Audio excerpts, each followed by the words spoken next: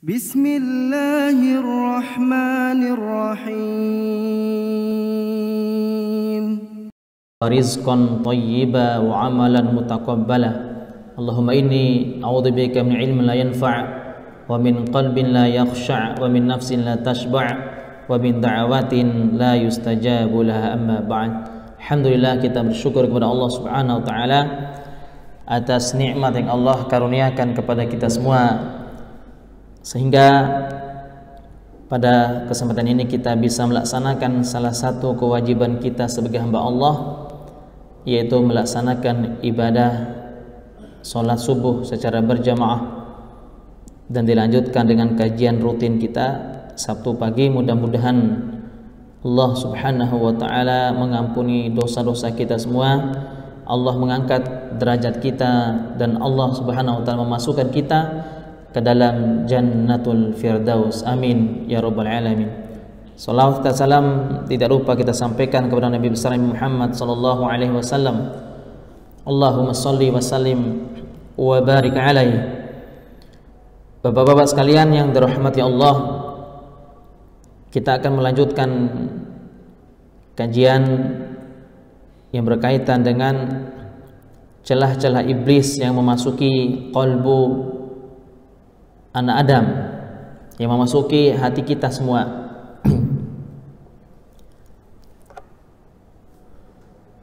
Di pertemuan tahun lalu sudah kita jelaskan 2 poin berkaitan dengan celah iblis memasuki hati kita. Yang pertama, dia akan memasuki hati kita lewat sifat su'dzon, yaitu kita berburuk sangka. Baik kita berburuk sangka kepada Allah maupun kita berburuk sangka kepada manusia. Ini adalah celah iblis, dan celah ini iblis berhasil masuk ke dalam qalbu anak Adam. Dan apa yang kita lakukan yaitu ketika kita melihat saudara kita yang bermaksiat kepada Allah, kita langsung muncul dari hati kita sifat su'dzon, berburuk sangka. Ini sudah kita jelaskan panjang lebar bagaimana dampak negatifnya orang-orang yang memiliki sifat su'dzon sama manusia ataupun su'dzon sama Allah. Kemudian yang kedua yang sudah kita bahas adalah at-tahrish, yaitu memecah belah, membuat umat Islam berpecah belah. Itu celah iblis juga sudah kita sampaikan. Maka Imam Asy-Syafi'i rahimahullahu taala, perkataan ini dinukil oleh Imam An-Nawawi di dalam kitabnya Syarh Muslim. Imam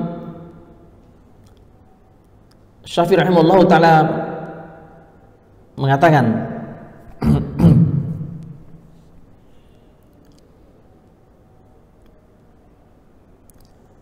ketika beliau menjelaskan satu hadis yang diriwayatkan oleh Imam Muslim. Hadisnya adalah bahwa Nabi sallallahu alaihi wasallam bersabda, "Inna iblisa yad'u inna syaitan qad ayasa ya'budul musalluna fi jaziratil Arab walakinna fit tahrish bainahum."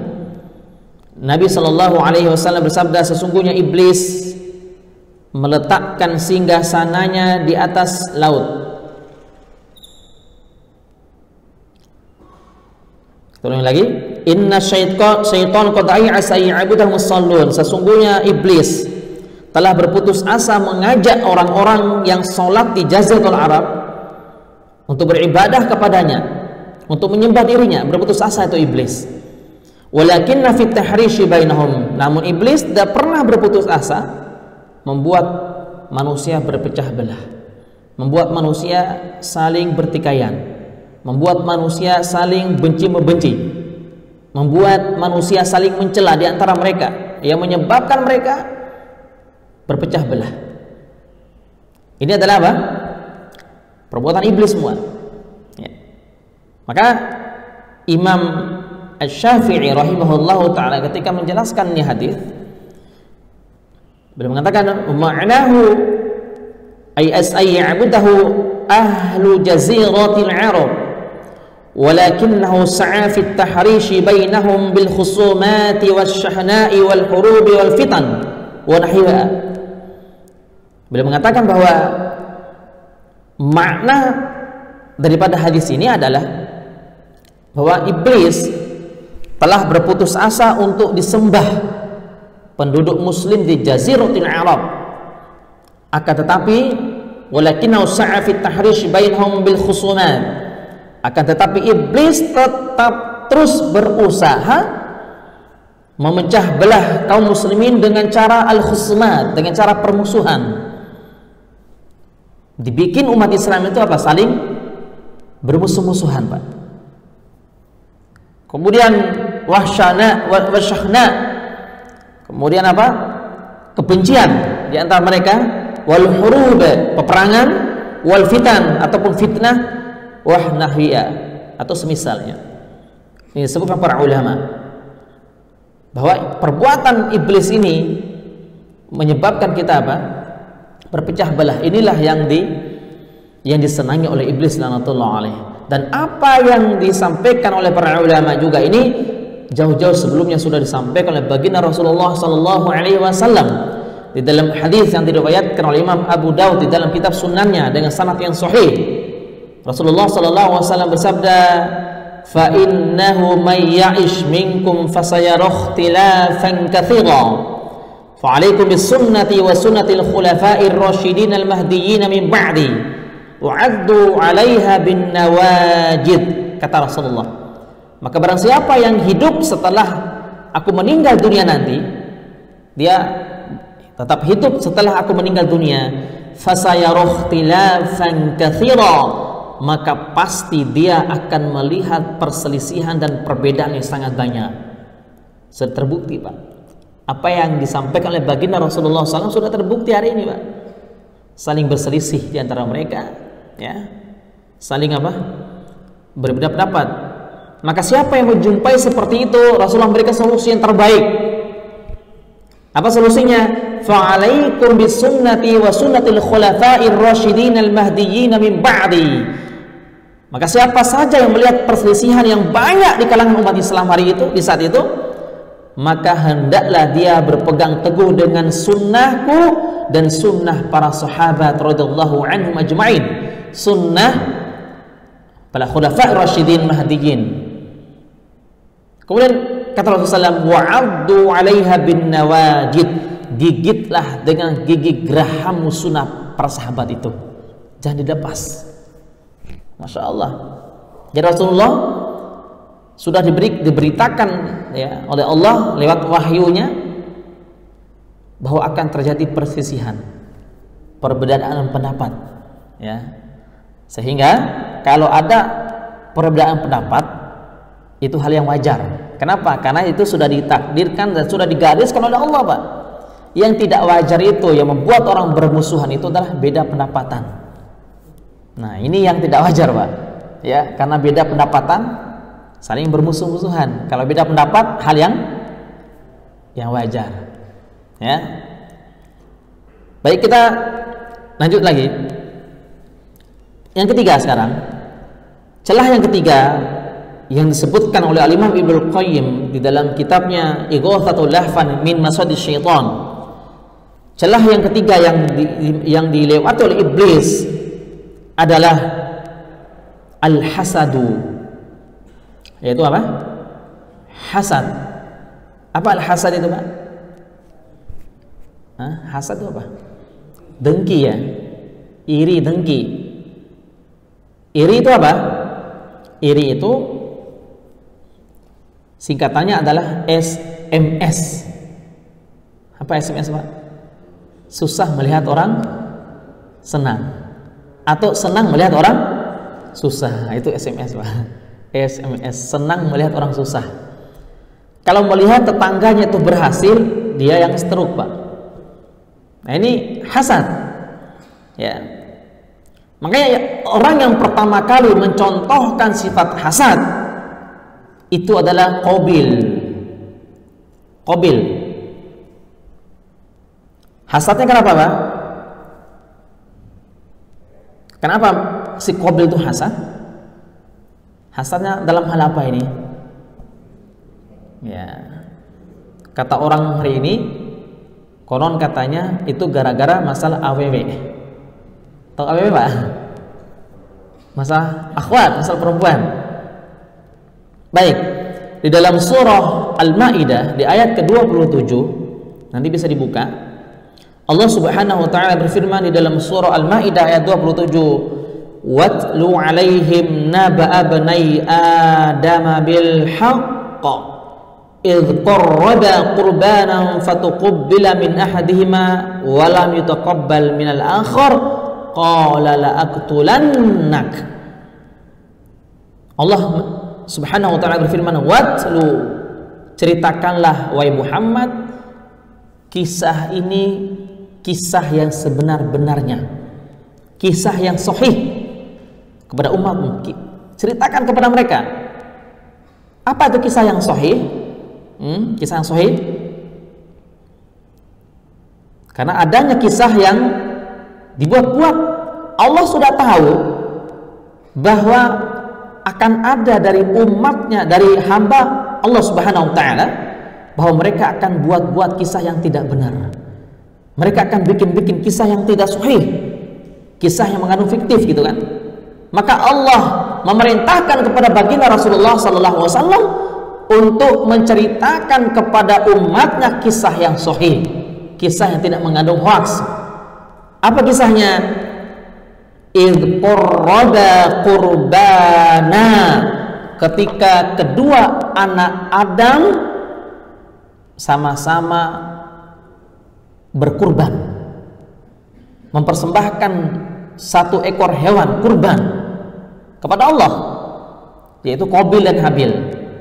Qabil berkurban dan Habil juga berkurban.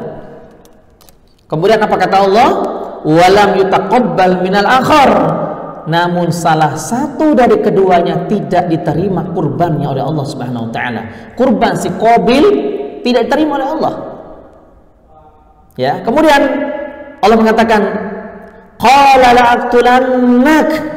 Allah melanjutkan ceritanya apa? Maka Qabil berkata kepada saudaranya yang bernama siapa? Habil. Apa kata si Qabil? La'aqtulannak. Wahai Habil, saya pasti akan membunuh kamu. Iri dia, Pak. Hasad. Kenapa si Habil diterima kurbannya, sementara si Qabil tidak diterima ibadah kurbannya? Maka dia ini apa? Hasad. Ya. Apa kata si Qabil? Ya. Innama yataqabbalullahu minal muttaqin. Sesungguhnya Allah hanya menerima ibadah seseorang itu dari orang-orang yang benar-benar niat ikhlas bertakwa. Orang bertakwa yang ikhlas niatnya. Ayat ini menunjukkan, kata para ulama, bahwa tidak akan diterima ibadah apapun bentuk ibadahnya kepada Allah kecuali dikerjakan dengan niat yang ikhlas kepada Allah. Kecuali dengan niat yang ikhlas, tidak mengharapkan pujian dari manusia, tidak mengharapkan sanjung-sanjung dari manusia, tapi dia murni niatnya karena Allah Rabbul Izzatil Jalalah. Ya. Oleh karenanya, Bapak-bapak sekalian dirahmati Allah, nah iblis ini akan terus berusaha ya, masuk lewat pintu ini, Pak, pintu hasad ini ya. Dan biasanya hasad berkaitan urusan dunia, Pak. Temannya satu kantor sudah naik jabatannya, tapi dia nggak naik jabatannya. Hasad. Sejujurnya banyak pasien kita datang ke rumah kena santet, Pak, kena sihir. Ketika kita ruqyah syariah, qadarullah si pasien ini yang sakit ini apa? Ternyata kena sihir. Ya. Beberapa bulan yang lalu ada pasien saya, Pak. Beliau ini bidan. Perutnya itu besar. dia mengira bahwa beliau itu sedang hamil. Ternyata tidak. Tapi perutnya ini membesar. Dan yang beliau rasakan itu apa? Mual seperti orang hamil. Setelah kita ruqyah, qadarullah, ternyata dia disantet sama bidan di kompleknya, saingannya. Ketika kita tanya, kenapa kamu santet bidan ini? Dia laris manis katanya. Masya Allah. Nah ini karena hasad Pak, karena iri dengki. Ya. Dan banyak sekali orang-orang yang terkena santet gara-gara iri dengki ini. Ya. Ataupun bukan hanya santet, ada satu penyakit yang dilupakan oleh umat Islam hari ini. Bahkan penyakit ini lebih dahsyat, mematikan Pak, daripada corona. Cuma orang nggak tahu, ya. Semua orang nggak tahu Pak. Nabi Shallallahu Alaihi Wasallam bersabda di dalam hadis yang diriwayatkan oleh Al Imam Al Bukhari di dalam kitab At-Tarikh Al Kabir, Imam Al Bazzar, kemudian Imam Nasai dengan syarat yang sahih. Nabi Shallallahu Alaihi Wasallam bersabda, Inna aktsara may yamutu min ummati ba'da qada'illahi bil 'ain. Sesungguhnya kebanyakan umatku meninggal dunia setelah takdir Allah. Kebanyakan mereka meninggal dunia disebabkan karena penyakit ain. A-I-N, ain. Apa itu ain? Al-Imam Ibnu Qayyim di dalam kitabnya Zadul Ma'ad fi Zadil Khairil Ibad menyebutkan bahwa ain itu adalah penyakit hati yang dikeluarkan oleh seseorang yang memandang, yang disertai dengan salah satu dari dua. Saya ulang lagi Pak, ain itu adalah pandangan mata jahat, pandangan mata yang disertai dengan salah satu dari dua. Seseorang itu memandang saudaranya disertai dengan ta'ajub, kagum ya, lalu dia memuji, atau lalu dia memuji orang itu, atau yang kedua memandang sesuatu disertai dengan hasad, dengki Pak. Nah orang yang dipandang, orang yang dipuji sama orang si A tadi, dengan izin Allah bisa sakit, bahkan bisa meninggal dunia saat itu juga Pak. Subhanallah. Itu banyak pasien kita selama corona, pasien datang terus, kebanyakan dokter. Ya, biasa salaman, cipika-cipiki, salam kita biasa Pak. Bahkan orang yang pengidap yang terkena corona juga datang, biasa cipika-cipiki. Ya, sama saya biasa Pak. Kita biasa. Ya, ngobrol-ngobrol, kita terapi hatinya. Subhanallah. Makanya kenapa banyak yang meninggal dunia di musim-musim ini? Ya, satu sebabnya karena takut yang berlebih-lebihan, kemudian kena psikis, khawatir yang luar biasa, kena psikis, udah bisa meninggal dunia Pak. Imun yang lemah. Ya. Nah ini Bapak Ibu sekalian dirahmati Allah Subhanahu wa taala, kita kembali tadi bahwa hati-hati dengan penyakit ain. Nah, yang pertama tadi apa? Orang yang memandang sesuatu, misal Pak, Bapak punya mobil mewah, lewat di depan rumah tetangganya, akhirnya tetangganya memuji, bagus benar itu mobil, kayak mobil mahal deh. Nah gitu kan. Nah ketika dia memuji, dia tidak memuji Allah Rabbul Izzatil Jalalah. Dia tidak mengucapkan kalimat tabarakallah, masya Allah tabarakallah, bagus sekali mobilnya. Seharusnya seperti itu ketika memuji sesuatu Pak. Tapi dia tidak. Karena saking kagumnya dia sama mobil Bapak tadi yang bagus, akhirnya dia memuji tanpa mengucapkan masya Allah tabarakallah, tanpa memuji Allah Subhanahu wa taala, maka mobil yang Bapak tumpangin tadi bisa rusak, bisa hancur, bisa dicuri sama orang, bisa kecelakaan. Ya, seperti itu Pak. Atau bapak punya cucu, dibawa sama istrinya mungkin, cucu cantik bener gitu kan, dibawa ke tempat ibu-ibu yang arisan.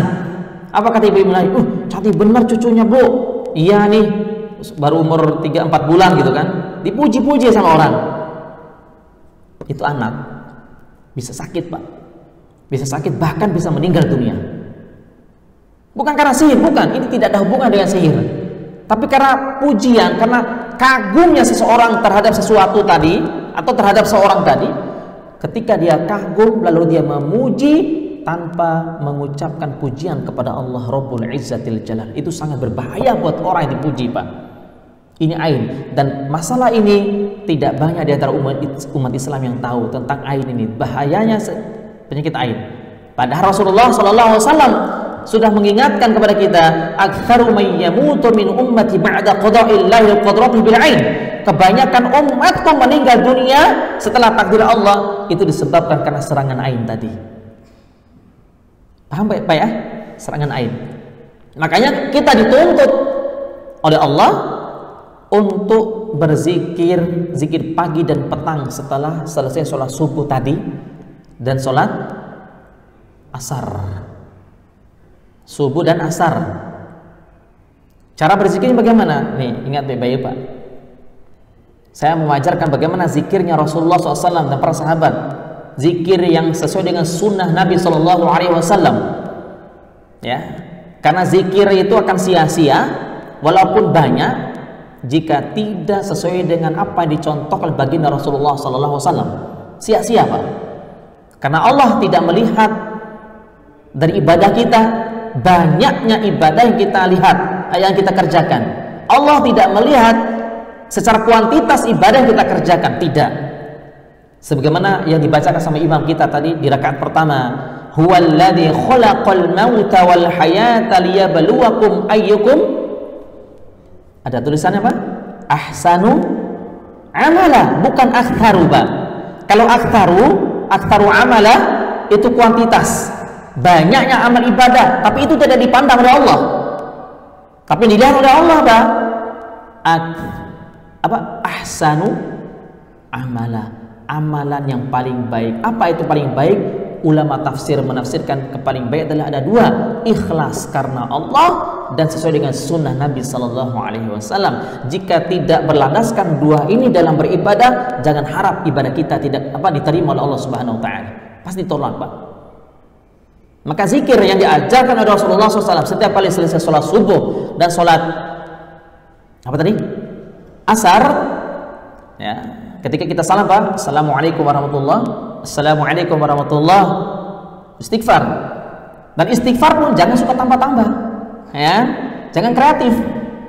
Karena memang banyak di antara kita itu Pak terlalu kreatif dalam beristighfar gitu kan. Istighfar yang sifatnya mutlak tapi dibawa ke muqayyad, atau sebaliknya istighfar yang sifatnya muqayyad dibawa ke mutlak. Kalau istighfar selesai sholat, khusus selesai sholat, itu sudah diajarkan oleh Rasulullah dan ini sifatnya permanen. Sifatnya permanen Pak. Jumlahnya pun sudah permanen, tidak boleh dikurangin, tidak boleh ditambahin. Lafaznya pun sudah permanen, tidak boleh dikurangi, tidak boleh ditambahin. Bagaimana lafaznya? Dari Maulan Nabi sallallahu alaihi wasallam Thauban, qal an-nabiy sallallahu alaihi wasallam idza faragha min salatil maktubati fastaghfirullah thalathan wa yaqulu astaghfirullah astaghfirullah astaghfirullah. Maula Thauban radhiyallahu anhu berkata bahwa Nabi sallallahu alaihi wasallam, hadis ini sahih, bisa dibuka dalam kitab Bulughul Maram tentang lafaz-lafaz zikir di bab salat itu ada. Ya, disusun oleh Imam Ibnu Hajar Al-Asqalani rahimahullahu taala, bahwa Nabi sallallahu alaihi wasallam apabila beliau selesai salat fardu 5 waktu, assalamualaikum warahmatullahi, assalamualaikum warahmatullahi, astaghfirullah, astaghfirullah, astaghfirullah, 3 kali saja, dan lafaznya jangan ditambah-tambah. Paham kira-kira Pak?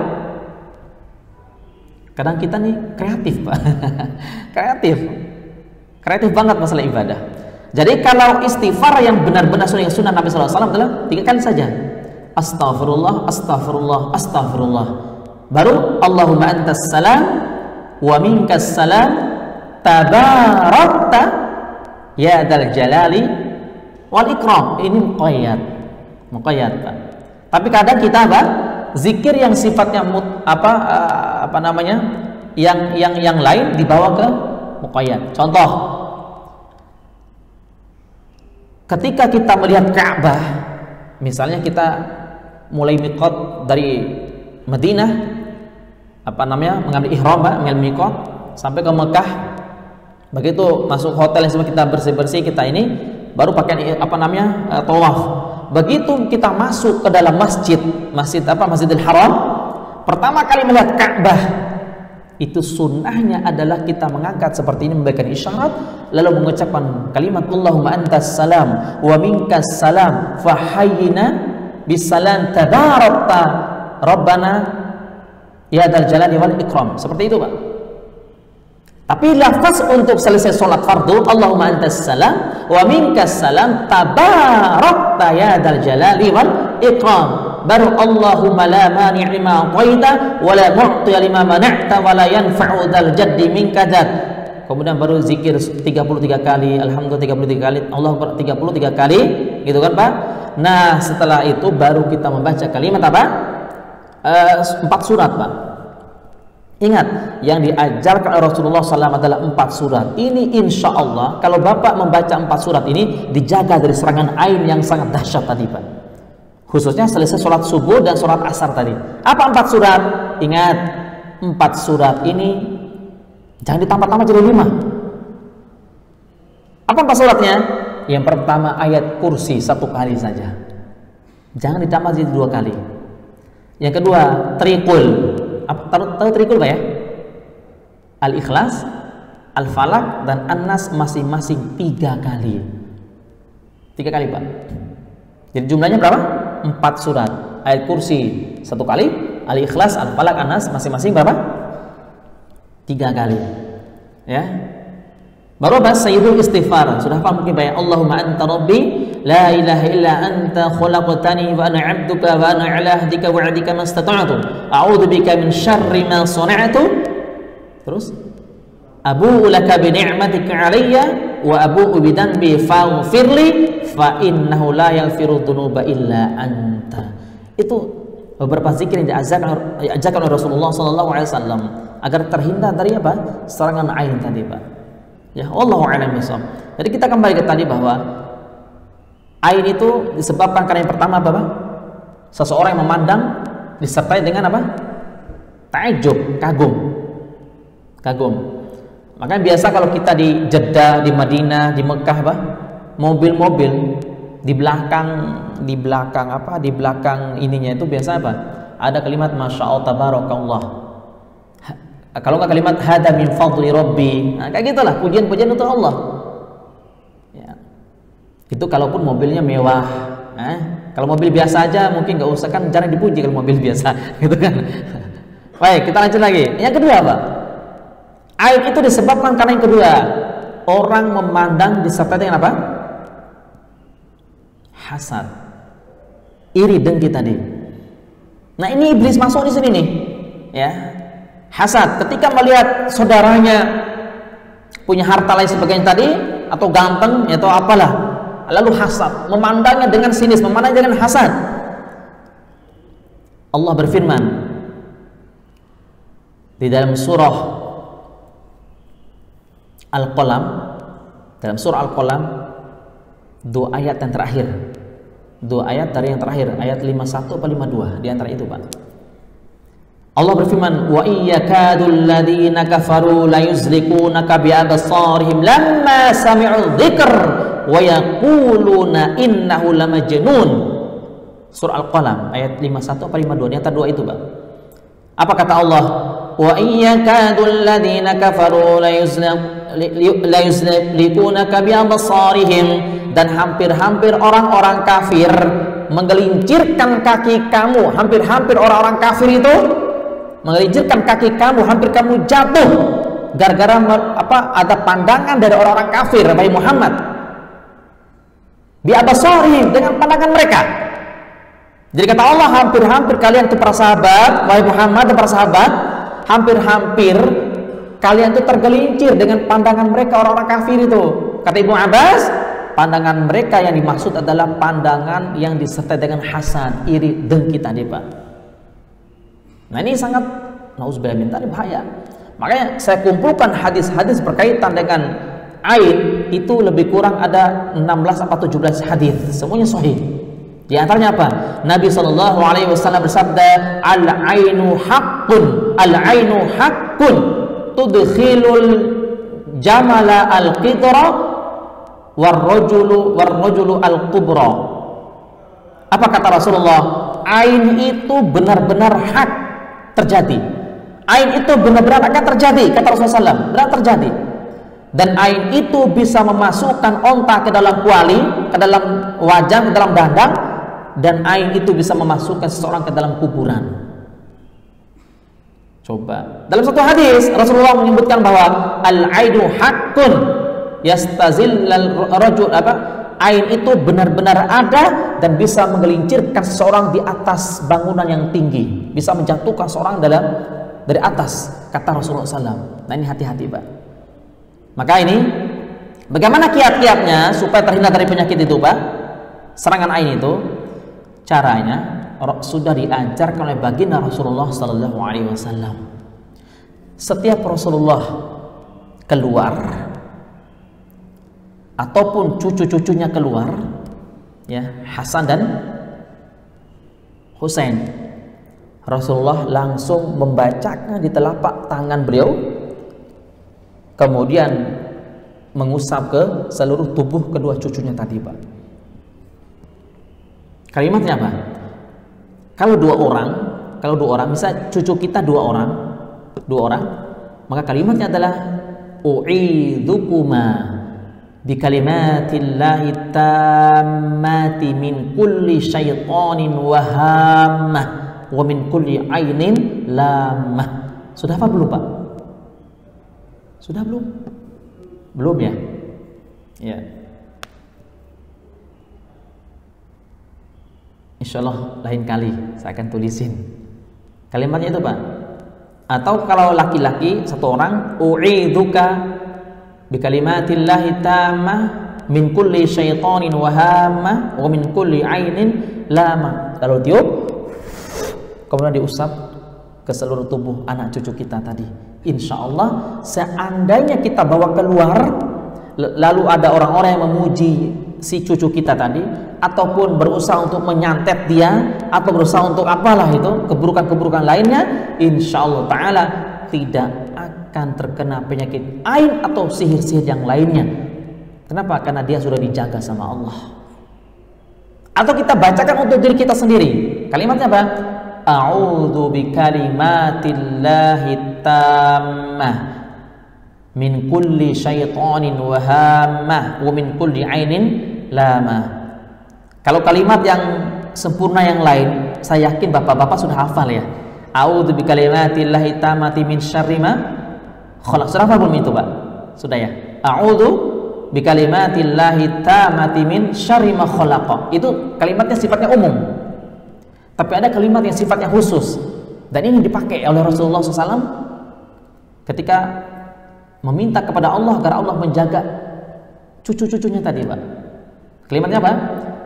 A'udzu bikalimatillahi tammati. Kalau yang satu kan min syarri ma khalaq. Ini enggak. Min kulli syaitanin wahamah wa min kulli ainin lamah. Kita meminta perlindungan kepada Allah dari 3 keburukan ini, Pak. Yang pertama apa? Min kulli syaitan, dari setiap gangguan-gangguan syaitan. Ya, kita berlindung kepada Allah dari setiap gangguan syaitan. Yang pertama, Pak, syaitan siapa? Syaitan dari kalangan jin dan syaitan dari kalangan manusia. Syaitan itu, Pak, sifat, bukan makhluk. Kadang kita mengatakan bahwa syaitan itu adalah makhluk, bukan. Tapi syaitan itu adalah sifat yang jahat yang terlekat dalam diri manusia atau terlekat pada diri jin. Itu syaitan, Pak. Mana dalilnya? Di dalam surah Al-An'am ayat 112 itu dalilnya. Nanti bisa dibuka. Surah Al-An'am ayat 112. Wa ja'alna likulli nabiyyin aduwan syayatinal insi wal jinni, kata Allah. Surah Al-An'am ayat 112. Dan kami jadikan tiap-tiap nabi itu ada musuhnya. Dari Nabi Nuh alaihissalam sampai Nabi Muhammad sallallahu alaihi wasallam itu ada musuhnya. Siapa musuhnya para nabi itu? Asyayatinal insi wal jinni, setan-setan dari kalangan manusia dan setan-setan dari kalangan jin. Berarti setan itu adalah apa tadi? Sifat, bukan makhluk, Pak. Nah, kita berlindung kepada Allah dari gangguan apa tadi? Dari setan dari kalangan manusia ataupun jin. Yang kedua, wahamah. Kita berlindung kepada Allah dari gangguan hama, binatang berbisa seperti ular, kalajengking dan lainnya. Dan ini saya praktekin sendiri ketika di kampung. Sebelum tidur saya jampi-jampikan gitu anak saya. Kalau jampi-jampi itu bahasanya konotasinya apa? Negatif ya. Kayak dukun. Bukan jampi-jampi, apa ya bahasanya? Kita bacakan. Saya bacakan ke anak saya sebelum tidur, lalu saya usap. Ketika saya bangun jam 12 sampai jam 1 malam mau buang air, saya lihat subhanallah itu ada 3 atau 4 kalajengking di sekitar anak saya. Di atas kepalanya 1, di samping kanan kirinya 1, dan ekornya itu sudah, tahu Pak ya, yang merah itu sudah kayak gini tuh. Udah siap apa namanya, gigit apa nyengat ya Pak? Nyengat ya, hampir itu, tapi enggak nyengat juga itu. Qadarullah, Allah mentakdirkan enggak disengat sama kalajengking itu anak. Subhanallah, itulah keajaiban doa tadi Pak. Allah menjaga dia karena kita sudah membacakan kalimat yang diajarkan oleh baginda Rasulullah SAW tadi Pak. Kemudian yang terakhir apa? Walamah, lamah. Kita berlindung kepada Allah dari apa? Wa ainin lamah, dari pandangan mata jahat. Nah, yang hasad tadi Pak. Karena tidak semua pandangan mata itu jahat. Karena kadang ada orang yang memandang seseorang, memandang orang lain itu bukan karena kejahatannya, bukan karena sifat yang jelek, bukan, tapi karena kagumnya. Ya enggak Pak? Karena kagum dia. Cantik benar tuh orang, ganteng benar tuh orang, bagus banget tuh mobil orang, tinggi banget tuh rumah orang. Nah, dia memandang itu, memandang sesuatu itu bukan karena kebencian dia, bukan, tapi karena kekagumannya. Tapi hati-hati, walaupun kekaguman, walaupun dia itu kagum, tapi ketika dia memuji, tidak memuji Allah terlebih dahulu, itulah yang akan berakibat fatal untuk sesuatu yang kita puji tadi Pak. Paham ya? Berakibat fatal. Nah, yang kedua ini yang buruk. Itu apa? Memandang sesuatu atau memandang orang lain disertai dengan apa tadi Pak? Hasad, dengki tadi. Inilah yang sifat yang buruk tadi. Dan dia tidak apa?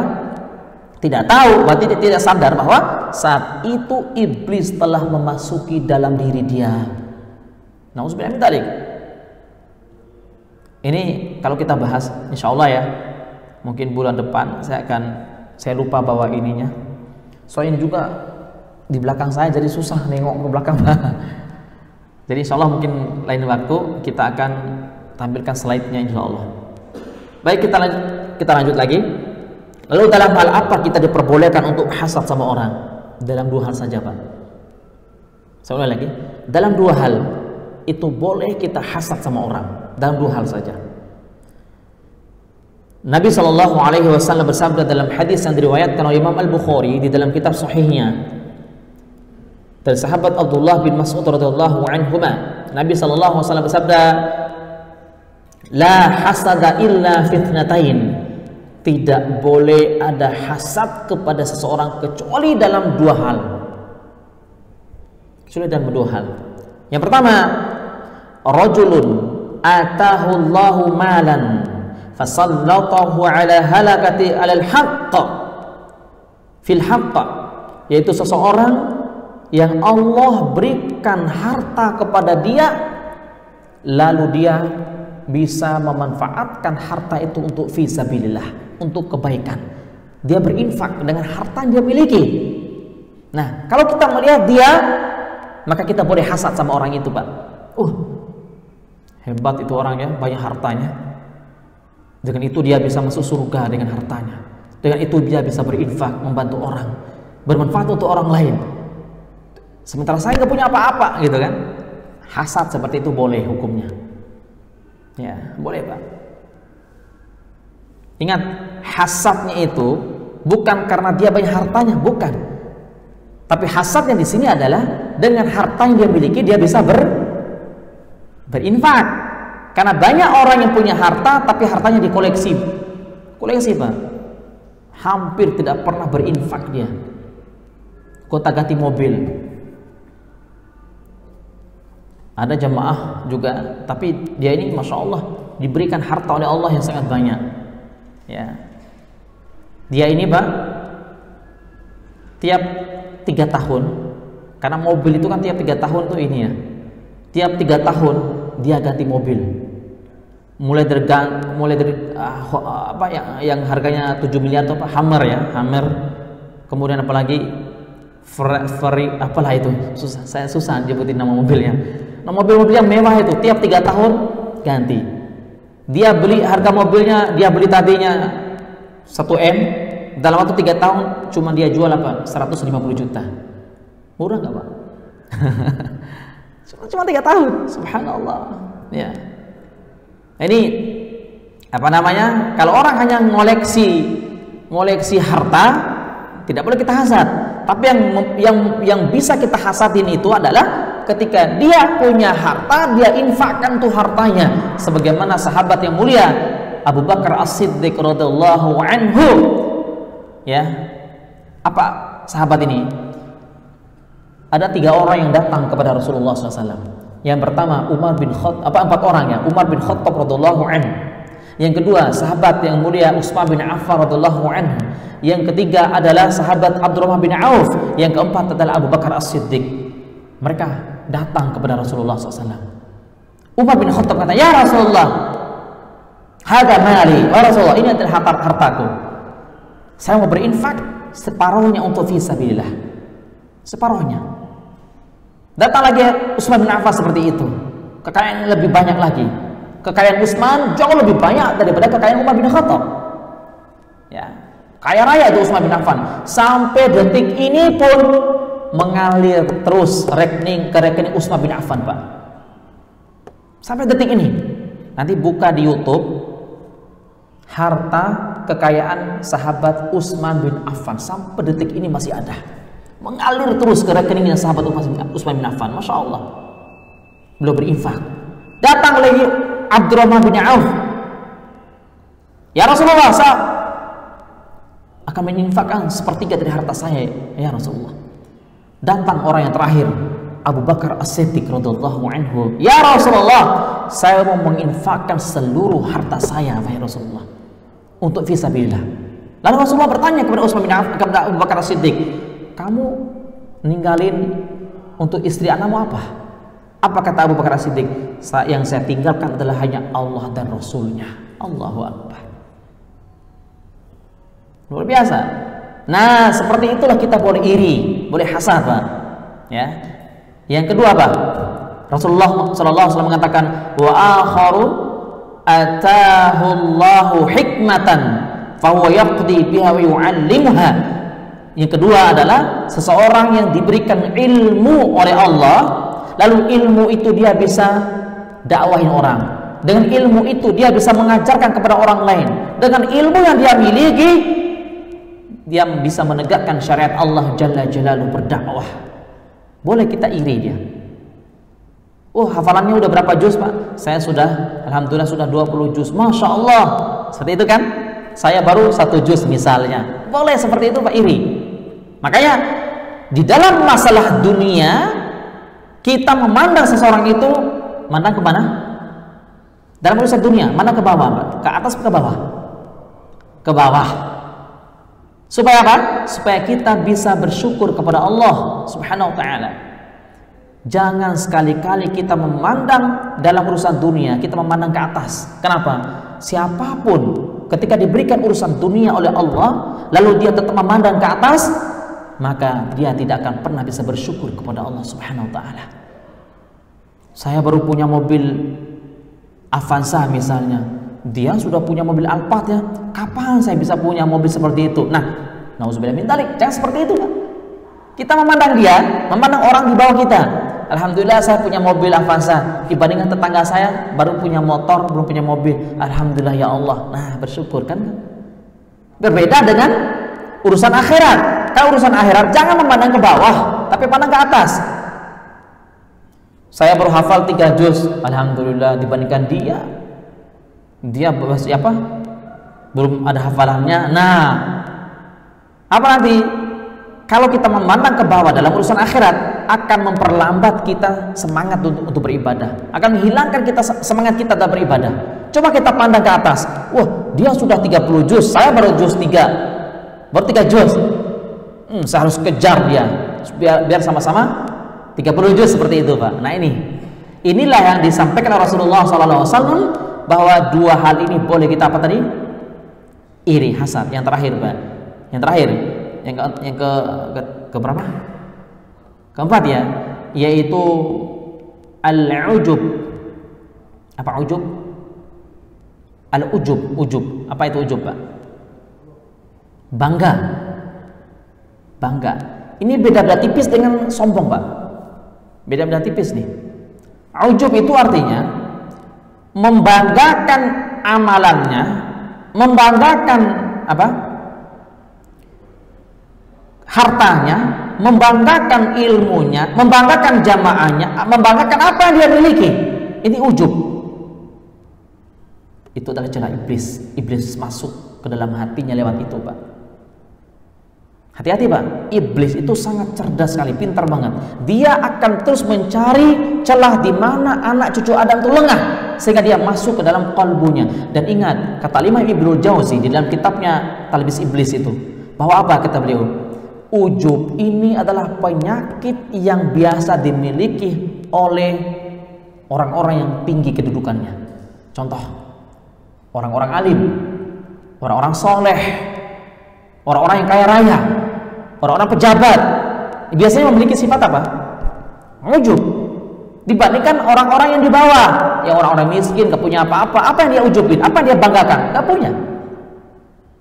Nah, ini hati-hati, Pak. Maka Al-Imam Ibnul Jauzi menceritakan satu kisah seperti ini, Pak. Bukan kisah sebenarnya, apa istilahnya? Semacam celah iblis yang tidak kita sadari. Contoh kayak gini, Pak. Secara tidak langsung, dia itu membanggakan amalan solehnya. Contoh, Pak. Saya bertamu ke rumah Bapak. Saya bertamu nih di hari Senin. Karena saya biasa, misal Pak, biasa puasa Senin dan Kamis misalnya, Pak. Ketika saya bertamu ke rumah Bapak, lalu Bapak menyuguhin minuman dan makanan di situ. Ayo silakan Ustaz, tafadhol Ustaz, ini silakan diminum, silakan dimakan. Maaf Pak, saya nggak bisa. Saya bilang gitu kan. Maaf Pak, saya nggak bisa. Terus Bapak bertanya, kenapa Ustaz? Lalu saya bilang gini, Pak. Bapak tahu sendiri kan ini hari Senin. Bapak tahu sendiri kan ini hari Kamis. Iblis telah masuk ke dalam tubuh saya tadi. Ini adalah ujub yang tidak dia sadari, Pak. Ini hati-hati sifat ini. Bahaya. Maka kata Imam Ibnu Jauzi, yang lebih selamat itu adalah tinggal kasih tahu baik-baik. Maaf Pak, saya lagi puasa. Nah, itu lebih selamat. Paham nggak? Maaf Pak, saya nggak bisa makan Pak, saya lagi puasa nih, saya lagi saum Pak. Nah, itu lebih selamat dibandingkan Bapak tahu sendiri kan ini hari Senin, kayak gitu. Bapak tahu sendiri ini hari Kamis. Ini celah iblis, Pak. Pintar itu iblis tuh. Ya. Itu lebih selamat kita memberitahukan baik-baik. Maaf Pak, saya lagi selamat. Dan lebih baik lagi kalau kita batalin itu puasa. Paham nggak maksudnya? Dan itu jauh lebih baik lagi kalau kita batalin puasa. Kenapa? Sebagaimana disebutkan oleh para ulama, Syekh Muhammad bin Shalih Al-Utsaimin di dalam kitabnya Syarah Riyadhus Shalihin, ketika beliau menjelaskan ini hadis puasa sunnah itu, ada bertamu. Ketika kita bertamu dan kita dalam keadaan berpuasa, puasa Senin Kamis ya, atau puasa Daud lah, atau puasa apa gitu, puasa sunnah. Lalu ahlul baitnya menyuguhkan makanan dan minuman saat itu juga, maka yang terbaik adalah berbuka. Paham Pak? Yang terbaik adalah berbuka. Adapun ketika dia berbuka puasa saat itu juga, dia akan mendapatkan 2 pahala. Pahala yang pertama adalah dia menghormati ahlul baitnya. Kalau ahlul baitnya itu ketika makanan kita makan, senang banget dia, ya Pak. Yang penting jangan dihabisin aja. Gitu. Yang kedua apa? Dia mendapatkan pahala puasa. Dia walaupun puasanya dia batalin saat itu juga, maka dia tetap mendapatkan pahala sempurna. Pahala sempurna Pak. Ya, sempurna pahalanya, tanpa mengurangi sedikit pun. Kenapa? Berdasarkan hadis Nabi Shallallahu Alaihi Wasallam, man safara au marido, barang siapa yang bersafar atau dia sakit, mukim sahihan, ya, atau dia mukim tapi sakit, lalu terhalang untuk melakukan ibadah yang biasa dia lakukan. Paham nggak? Saya ulang lagi. Siapa saja yang bersafar, musafir ya, atau dia mukim tapi dia sakit, yang menyebabkan terhalang dari melakukan ibadah yang menjadi rutinitas dia. Misal, dia biasa qiyamul lail, ketika dia bersafar terhalang qiyamul lailnya, atau ketika dia sakit di rumah terhalang untuk bangun sholat tahajud, maka dia tetap mendapatkan pahala seperti pahala tahajud yang biasa dia lakukan tadi. Masya Allah. Walaupun dia tidak melakukan tahajud, tapi tetap dicatat tahajud. Wallahu a'lam bishawab. Ini saja mungkin. Insya Allah bulan depan kita akan melanjutkan kajian ini, dan mohon doanya agar Allah Subhanahu wa taala cepat mengangkat penyakit saya, dan saya berbaring sudah 4 bulan di rumah. Tadinya dirawat di rumah sakit. Saya sakitnya itu meningitis dan kerusakan saraf otak sampai tulang-tulang belakang ini. Nah, kalau sakitnya tiap hari sakit, dan sakitnya itu mulai datang setelah pas menjelang asar, itu sudah saya siap-siap tuh standby di rumah. Kenapa? Karena setiap sakitnya langsung keluar darah di hidung Pak. Sakit langsung keluar darah, tiap hari seperti itu. Makanya nggak bisa kayak sholat tadi, nggak kuat lama-lama. Udah mau sempoyangan tuh. Jadi nggak bisa bawa motor, nggak bisa nyetir mobil. Itu memang itu namanya otak kan bermasalah. Mohon doanya semoga Allah Subhanahu wa taala ya, di tengah-tengah kita yang saat ini ada para malaikat-malaikat yang akan mengaminkan. Semoga Allah menyembuhkan penyakit saya dengan kesembuhan yang tidak ada bekasnya. Saya yakin bapak-bapak adalah orang-orang yang soleh, kalau doanya pasti dikabulkan oleh Allah Subhanahu wa taala insyaallah. Amin ya rabbal alamin. Ada pertanyaan Pak? Silakan. Waalaikumsalam.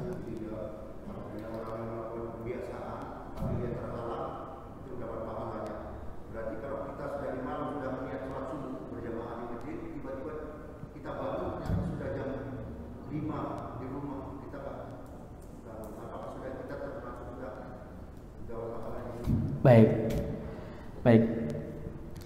Al-Imam Ibnu Rajab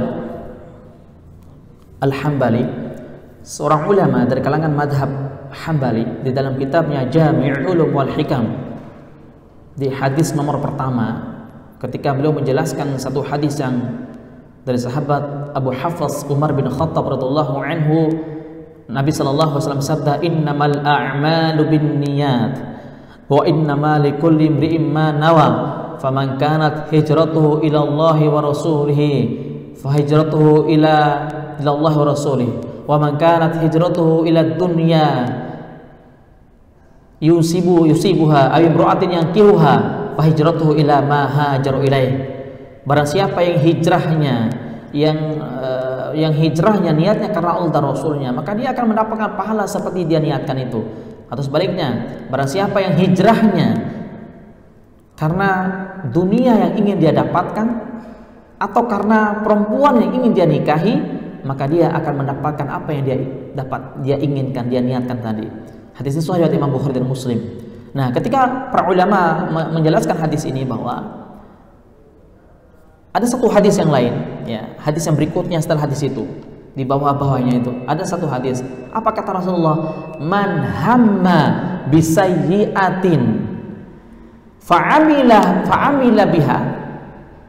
Barang siapa yang meniatkan dirinya untuk melakukan satu kebaikan kepada Allah, satu ketaatan kepada Allah, fa'amilah, lalu dia melakukannya, dia niat, lalu dia bisa terrealisasikan niat dia tadi, lalu dia lakukan amalan yang dia niatkan itu, maka dia akan mendapatkan 2 pahala. Pahala niatnya baiknya itu, kemudian pahala pekerjaannya itu. Namun wa man hamma bihasanatin fala bi'amal biha. Namun sebaliknya, ketika dia meniatkan melakukan satu amalan ketaatan kepada Allah tapi terhambat, terhalang, mungkin karena sakit atau karena safar tadi, maka dia mendapatkan 1 pahala. 1 pahala. Masya Allah, luar biasa. Nah, bagaimana dengan dia tadi?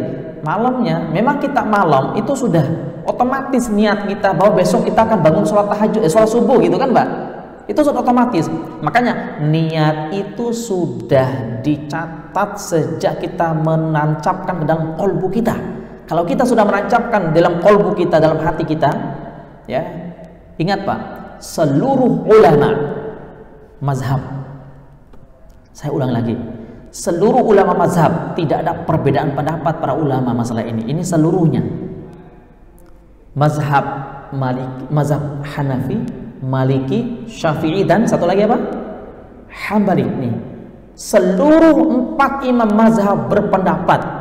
Mereka mengatakan annan niyata mahalluha al-qalbu. Sesungguhnya niat itu tempatnya adalah dalam hati.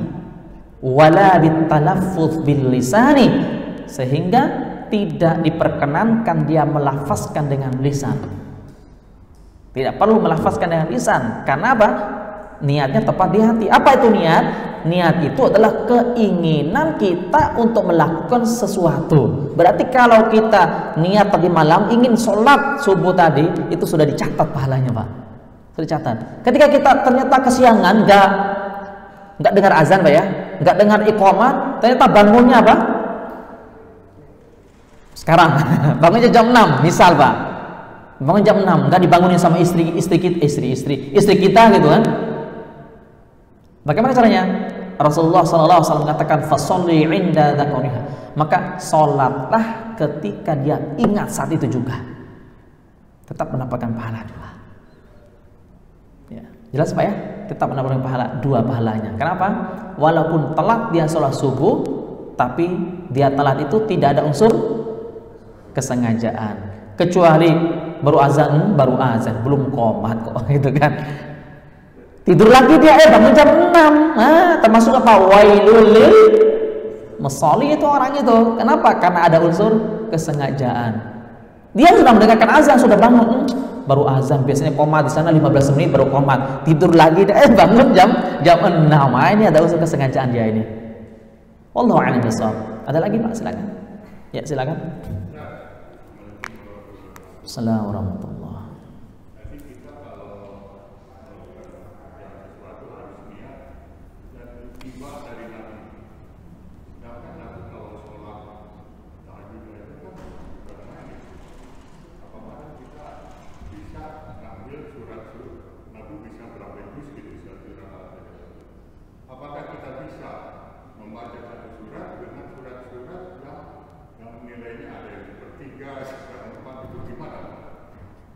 Baik, berkaitan dengan adab sholat tahajud, ya, bukan adab, apa istilahnya, cara sholat tahajud itu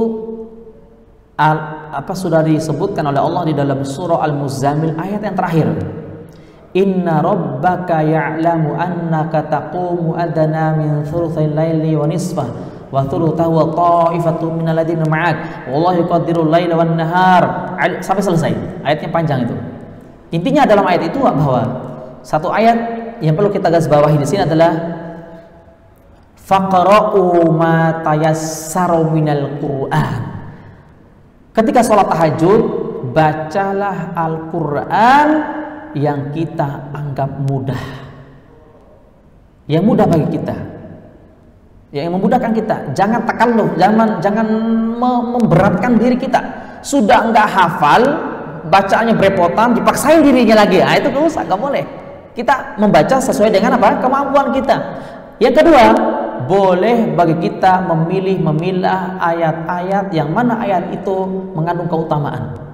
Pada dasarnya semua ayat Al-Quran dari Al-Fatihah sampai An-Nas memiliki keutamaan. Tapi ada ayat-ayat yang disebutkan langsung oleh baginda Rasulullah SAW tentang keutamaan yang besar. Contoh, ketika Rasulullah SAW menyampaikan satu hadis bahwa suratul Ikhlas thuluthun minal Quran, kata Rasulullah, satu kali membaca surah Al-Ikhlas itu pahalanya sama seperti sepertiga dari Al-Quran kita baca. Kalau Bapak membaca 3 kali surah Al-Ikhlas, sudah hatam gitu. Sudah hatam 30 juz, Pak. Lalu ada seorang sahabat ketika jadi imam. Sahabat ini ketika jadi imam, lalu rakaat pertama imam, kalau nggak salah itu sholat isya atau sholat maghrib, di antara itu, Pak. Saya lupa. Ketika jadi imam, di rakaat pertama, Bismillahirrahmanirrahim. Alhamdulillahi Rabbil Alamin. Ar-Rahmanirrahim. Maliki Yawmiddin. Iyyaka na'budu wa iyyaka nasta'in. Ihdinas siratal mustaqim. Siratal ladzina an'amta 'alaihim ghairil maghdubi 'alaihim waladdallin. Setelah amin, beliau memulai dengan surah Al-Ikhlas. Bismillahirrahmanirrahim. Qul huwallahu ahadun illahus samad, lam yalid wa lam yulad wa lam yakul lahu kufuwan ahad. Bismillahirrahmanirrahim. Kaf ha ya ain sad. Dzikru rahmati rabbika 'abdahu Zakaria. Sampai berapa ini semampunya. Pas rakaat kedua, waladdallin, amin, baru bismillah. Qul huwallahu ahad, Allahus samad, lam yalid wa lam yulad wa lam yakul lahu kufuwan ahad. Baru lanjut ayat berikutnya, Bismillahirrahmanirrahim. Bukan ayat berikutnya, surat yang berikutnya. Surat apalah. Tapi intinya di sini, sahabat ini setiap kali mau membaca surat setelah Al-Fatihah, beliau mendahulukan membaca surat apa? Al-Ikhlas. Akhirnya para sahabat saat itu selesai sholat heboh, dilaporkan kepada Rasulullah SAW. Ya Rasulullah, wahai Rasulullah, ini sahabat selesai sholat, bukan selesai sholat. Ketika rakaat pertama, kedua, dia selalu mengawali dengan Al-Fatihah, dengan apa? Al-Ikhlas setelah Al-Fatihah. Lalu Rasulullah bertanya kepada sahabat ini, apakah benar seperti itu? Benar ya Rasulullah. Kemudian Rasulullah bertanya lagi, apa yang membuat kamu lakukan itu? Inni uhibbuha. Saya mencintai Al-Ikhlas ya Rasulullah, karena keutamaannya itu. Apa kata Rasulullah? Karena cinta kamu ke dalam dengan surat Al-Ikhlas, Allah mencintai kamu dan Allah memasukkan kamu ke dalam surga. Hadisnya sahih, Pak. Berarti menunjukkan apa? Boleh. Ketika sholat tahajud seperti itu. Kalau kita ingin ikut Rasulullah SAW, nggak akan bisa, Pak. Kenapa? Ketika Rasulullah SAW sholat tahajud, lalu datang pembantunya. Siapa pembantu Rasulullah? Sahabat Anas bin Malik radhiyallahu anhu. Kayak gini, Pak. Jadi Rasulullah sholat kayak gini, sholat tahajud. Lalu datang Anas bin Malik, berdiri di samping kiri Rasulullah. Lalu Rasulullah menarik kupingnya, dipindahkan ke sebelah kanan. Nah, ini menunjukkan, Pak, kalau sholat berdua Jangan seperti orang-orang hari ini salah di dalam menempatkan soft, salah. Ini imam, biasa kita apa? Agak mundur sedikit, iya nggak Pak? Ini salah. Yang benar itu sejajar antara imam dan makmum, itu yang benar Pak. Kalau sholat berdua, biasanya kan di mall-mall itu kayak gitu tuh. Ini imam belakang sana, masya Allah, harus sejajar, gitu Pak. Nah, rakaat pertama Rasulullah SAW membaca selesai Al-Fatihah membaca surah Al-Baqarah. Rakaat kedua beliau loncat ke surat An-Nisa. Bukan rakaat kedua, salah. Maaf. Masih rakaat pertama. Selesai surat Al-Baqarah baru beliau membaca surat An-Nisa. Selesai surat An-Nisa lalu beliau membaca surat Ali Imran. Selesai Ali Imran lanjut ke surah Al-Maidah, kemudian Al-An'am, kemudian Al-A'raf, kemudian Al-Anfal, kemudian At-Taubah. Pas masuk ke juz 10, selesai juz 10 baru beliau ruku.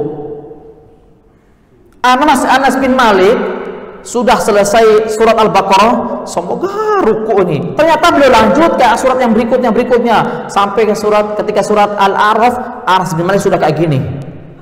Semoga sujud ini, semoga sujud. Ternyata Rasulullah nggak sujud juga, gitu kan? Nggak sujud juga sampai rakaat pertama pas juz 10 juz Rasulullah baru beliau ruku. Sampai bengkak kakinya. Apa kata Anas bin Malik, Pak? Selesai sholat, kapok saya sholat sama Nabi. Kapok saya sholat sama Nabi katanya. Bayangkan itu nggak sujud gitu kan? Masya Allah.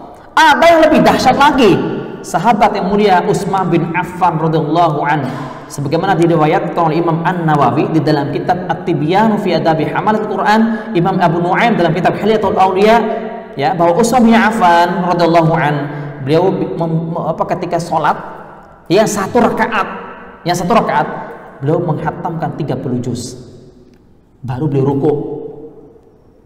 Beliau tidak akan ruku sampai hatam dari Al-Fatihah sampai An-Nas. Sahabat Utsman bin Affan. Coba kalau kita gitu, apalagi sholat tarawih itu rata-rata Pak bukan di sini, di masjid-masjid yang lain. Kalau ada imam yang sudah mulai panjang bacaannya, pada penyakit batuk itu orang jemaah, pada batuk, kata gitu. Nah itu memberikan isyarat supaya imamnya ruku gitu. Masya Allah. Wallahu a'lam bishawab. Ya sudah cukup. Kepala saya sudah menyut-nyut nih Pak. Ini bisa saya sampaikan, mudah-mudahan bermanfaat. Semoga Allah menerima amal ibadah kita dan Allah mengampuni semua dosa-dosa kita semua. Amin ya rabbal alamin. Subhanaka wa bihamdik asyhadu an la ilaha illa anta astaghfiruka wa atubu ilaik. Allahumma shalli ala Muhammad wa ala Muhammad. Assalamualaikum warahmatullahi wabarakatuh. فبأي آلاء ربكما تكذبان